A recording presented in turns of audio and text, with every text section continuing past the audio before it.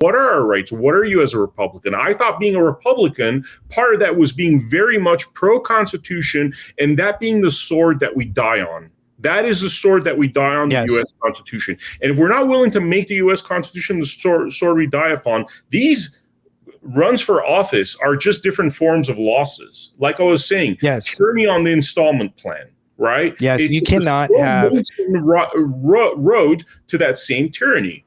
Yes, you cannot have government by consent when statutes, mandates, regulations, and policies supersede his law. His law, meaning God's law, which is written in the hearts of men, which is what our Constitution and Declaration of Independence and the Bill of Rights were founded upon. When you actually study this and you do the research, you will come to that conclusion without me having to influence you. It just is, because that's how our forefathers thought. They were genius at the time. We don't live in a democracy. We live in a constitutional republic, and there is a significant differences between the two. And if you don't know them, that's a problem. And this is why exactly what you're saying. And to go back real briefly, CCWs are illegal because they turn a right into a privilege. Under my administration, we're going to be a CCW state, meaning you're going to, as soon as you may purchase your firearm, and you already go through the Department of Justice Bureau of Firearms for a background check. As soon as you walk out with it, you're already a lawful CCW, right? I don't necessarily recommend it open and carry because you put a target on your back, but we can work on that. But in my instances, I'd rather keep the criminal guessing as to who's carrying and who's not. Why? Because they don't want to get lit up.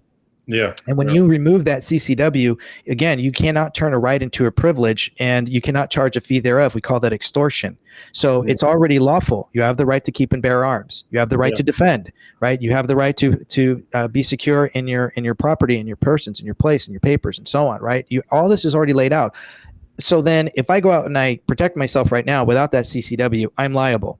But if I have a CCW, then I'm not liable, right? So I asked government for permission for what I already have that's unalienable.